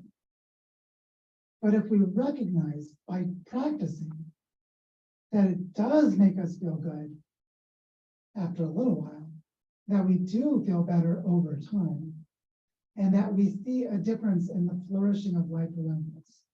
It heals the levels, it heals us, it heals the land, it heals the process. And so just as an example, where I live is a tropical dry forest. There's a long dry period, there's a long wet period. So I was pulling the invasive grass and clearing the ground during the dry period, which means it all looked barren and dead. Then the rain came, and the wind had blown in the seeds from the native plants. Within a month, the land was filled with flowering bushes and filled with bees and wasps, these pollinator insects. There's buzzing and butterflies just within a month. And then because they were there was a food supply for the spiders and for the lizards and for the small birds. And this brought the bigger birds. It took about 6 months for me to see my first mammal, but all of the rest arrived within 2 months. So while I was actually in a place of despair when I was digging and building some of this context for a forest to grow. And I was isolated and alone and sad, except my daughter, when she was playing with me, she made me feel good. But then when all of that flourishing happened, I discovered that I was healing myself more than the land. But I had to arrive there to know it. So if I did it by hope, I think I may not have gotten there. I actually did it by knowing ecology. Like I know if I dig this the right way, if I prepare the topsoil the right way, I know the wind will bring in the seeds. Let's see what happens. And what happened was more abundance. There's a wonderful word in Spanish for flourishing. It's florescencia. It's flourishing in 2 months of rain because I prepared the context. And so that's what's really powerful is nature is more capable than we realize. Life is stronger than we realize. And one of the great forces that I was accidentally unleashing was ecological succession. Ecosystems create their own complexity by opening up new pathways for new niches.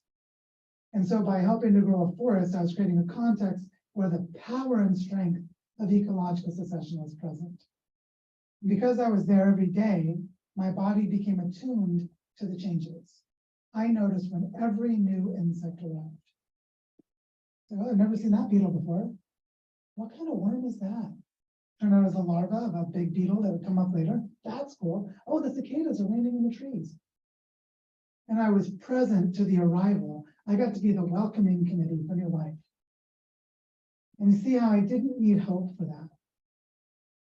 But I needed to believe it was the right thing to do. And I say it this way because sometimes we don't feel hope. And we can't let that stop us.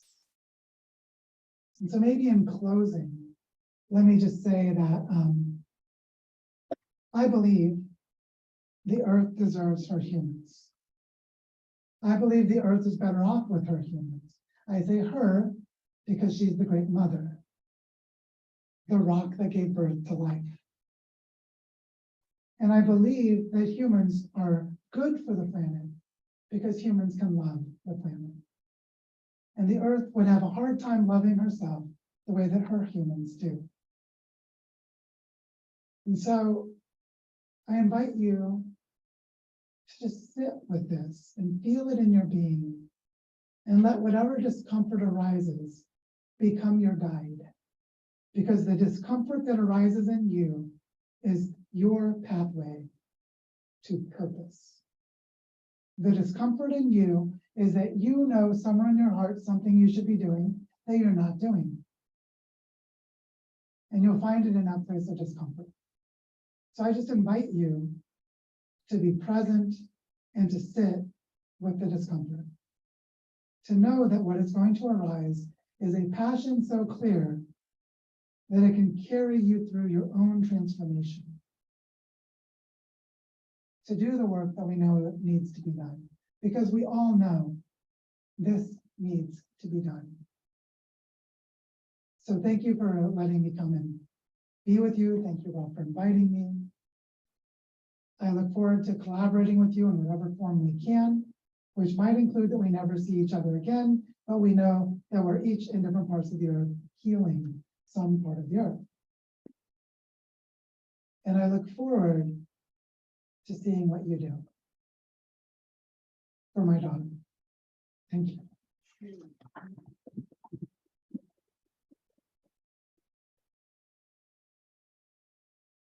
Okay, thank you. It was very heartfelt, very sincere, very well appreciated. So we do have a sign-in sheet here today. Make sure you mark yourself as present. If you asked any questions today, please make sure to indicate that on Brightspace, along with the answer you got, and paraphrasing the answer is fine. So we can keep track of it, okay?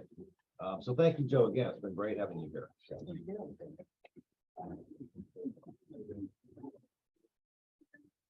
Okay, so thanks everyone on Zoom. We're going to log out now.